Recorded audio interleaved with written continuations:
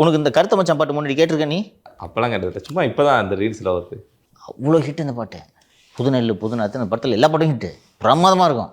நாடோடி தென்றல்னு ஒரு படத்தில் பாட்டு கேட்டிருக்கியா நீ? இதெல்லாம் அதை ஒட்டி வந்தது. அவ்வளோ பிரமாதமாக இருக்கும் நாடோடி தென்றலில் பாட்டு. மணியை மணிக்குள்ளனா நல்லா அவரே பாடினதுன்னு நினைக்கிறேன், நல்லாயிருக்கும். இப்போ உங்கள் ஜென்ரேஷனுக்கு இந்த பாடல் அறிமுகமாகுது இல்லை, இதுக்கு நீ சந்தோஷம் தானே பண்ணணும்? ஆமாம், இல்லைன்னா எனக்கு இந்த பாட்டு தெரிஞ்சிருக்காதுல்ல. எக்ஸாக்ட்லி. இல்லைன்னா இந்த டம்மு டும்முன்னு இந்த அனிருத் போடுற பாட்டை தான் கேட்டுட்டு இருப்பீங்க. இதான் மியூசிக் போட இருக்குன்னு நினச்சின்னு இருப்பீங்க இல்லையா?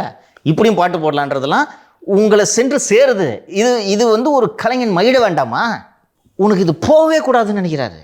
இன்னொன்று, இந்த பாட்டு நல்லா தான் இருக்குது, இது உனக்கு போகணுன்னா நீ இளையராஜா அஃபிஷியல் யூடியூப் சேனலுக்கு போய் தேடி எடுத்துன்னு 30 வருஷத்து சாங்கை போட்டு கேட்டு பார்ப்பியா நீ?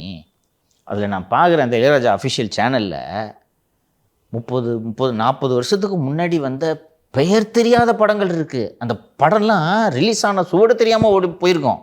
ஆனால் ஒரு பாட்டு 2 பாட்டு பிரமாதமாக இருக்கும் அதில். இதை தேடி பிடிச்சி நீ எப்படி போய் கேட்ப? அதில் யாருக்காவது பிரோஜனம் இருக்கா?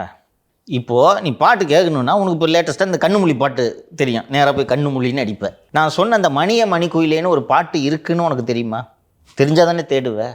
அப்போ கொண்டு வந்து உங்ககிட்டலாம் சேர்க்கறது எவ்வளோ பெரிய நல்ல விஷயம். காலம் தந்த கொடை இல்லவா? நீ இன்னும் சொல்லப்போனால் அந்த தயாரிப்பாளர்களுக்கு நீங்கள் நன்றி கடன் பட்டிருக்கிறீர்கள், நன்றி சொல்ல வேண்டும். இன்னொன்று, அவங்களும் அவள் தான் ஏன் முடிஞ்சு போச்சு அப்படின்ட்டுலாம் சொல்லலை.